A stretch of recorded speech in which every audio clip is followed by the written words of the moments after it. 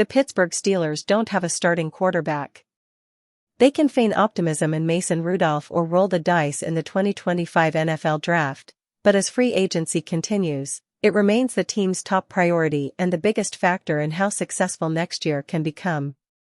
Unfortunately for the Steelers, many of the top options are off the board.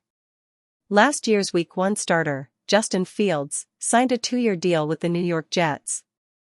Geno Smith was traded to the Las Vegas Raiders, clearing a path for Pittsburgh to trade for receiver DK Metcalf, and Matthew Stafford stayed home with the Los Angeles Rams. Perhaps most crushing was former Minnesota Vikings quarterback Sam Darnold, who parlayed his breakout campaign into a job replacing Smith for the Seattle Seahawks. On talent alone, he may not have topped any boards, but combining his recent ascension with his age and expected cost rendered him a mid-priced shot at upside with a reasonable expectation of competence.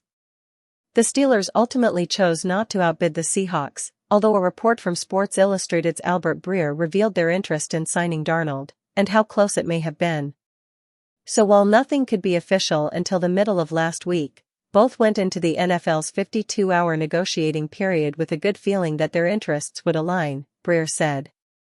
Quickly, those instincts proved correct as Seattle beat out the Steelers. Darnold really did love the idea of playing for Mike Tomlin and Arthur Smith, for the quarterback services with the 3-year deal that would give him $37.5 million in year 1, a $55 million injury guarantee, and early vesting roster bonuses in of $15 million and $10 million in February 2026 and 27. Darnold's deal is almost surprisingly malleable. Paying $37.5 million may be more than Pittsburgh was willing to hand out, but Seattle will be able to pivot almost painlessly if things go awry.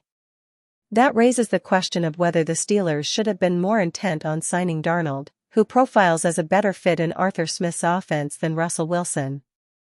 Perhaps they feel Wilson, Aaron Rodgers, or another veteran will be far cheaper, and thus more conducive to winning in 2025 with cap space used elsewhere.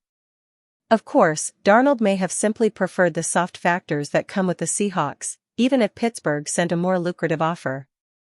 Darnold spoke highly of Seattle, per Breer's report, when justifying his signing.